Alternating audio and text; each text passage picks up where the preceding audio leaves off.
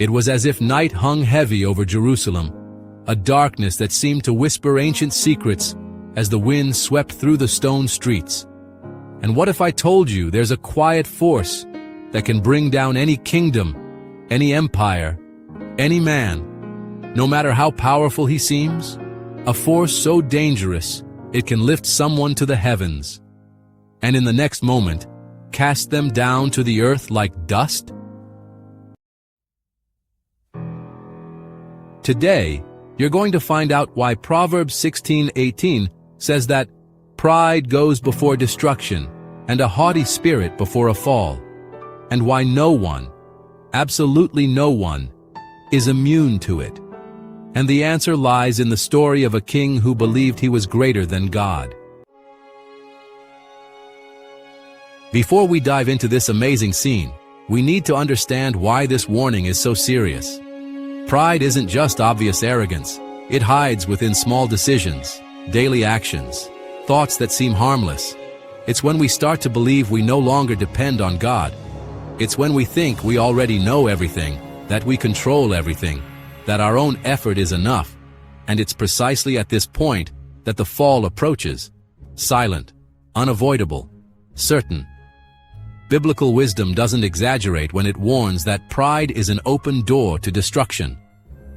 In real life, this means broken families, destroyed relationships, hasty decisions, paths that seemed bright but turned out to be pitfalls. Now you're going to be transported to the hanging gardens of Babylon, under the golden glow of twilight.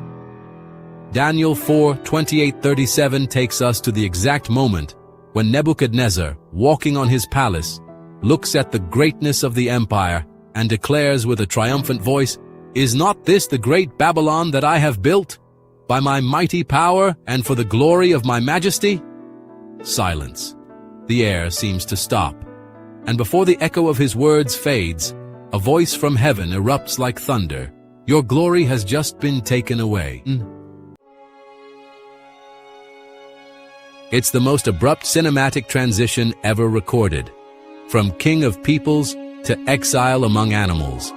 Pride reached its peak, and the fall came immediately, just as Proverbs had promised centuries before. The climax of this story isn't the fall, it's the awakening. After living like an animal, after losing human reason, after experiencing the deepest humiliation a king could suffer, Nebuchadnezzar lifts his eyes to heaven. And in that instant, his sanity returns. He recognizes that the Most High reigns, that his dominion is eternal, that his sovereignty is absolute. And the miracle happens. His honor returns, his kingdom returns, his glory returns, but now with a transformed heart. Pride blinds us to reality, giving us an illusion of control. But humiliation, or falling, has the strange power to give us 20/20 vision. That's what happened to Nebuchadnezzar, and it's what happens to you and me when things fall apart.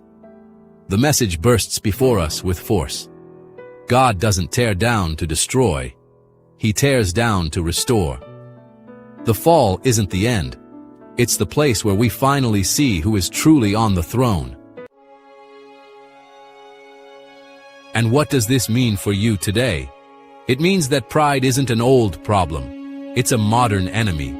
It's in family arguments, in stubbornness to admit mistakes, in the need to win debates, in the fear of asking for help, in the urge to prove worth all the time.